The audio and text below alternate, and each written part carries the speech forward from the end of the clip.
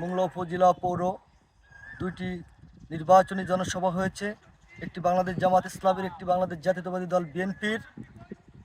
এই জামাত ইসলামীর যে হেলিপ্যাড ময়দানে সমাবেশ করেছিল, এখানে পর্যাপ্ত পরিমাণে পলিথিন অন্যান্য ময়লা আবর্জনা পড়েছিল। আমাদের স্বেচ্ছাসেবক দল একটা স্বেচ্ছাসেবিক সংগঠন। আমরা বন্যা, খরা, ঝড় বৃষ্টিতে মানুষের সহযোগিতা করাই আমাদের কাজ।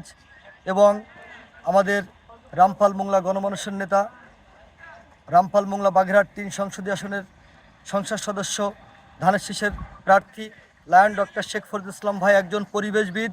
তিনি সবসময় আমাদেরকে বলেছেন, তোমরা স্বেচ্ছাসেবক দল, তোমাদের কাজই জিয়াউর রহমানের যে আদর্শ, যে দায়িত্ব তোমাদের দিয়েছে, ময়লা আবর্জনা, এই পরিবেশ যাতে দূষণ না হয়, এই কাজ আমাদের করতে। সেই সুবাদে লায়ন ফরিদ ভাইয়ের নির্দেশনায় এবং আমাদের স্বেচ্ছাসেবক দলের দায়িত্ব হিসেবে আমাদের যে কর্তব্য, সেটি আমরা পালন করেছি।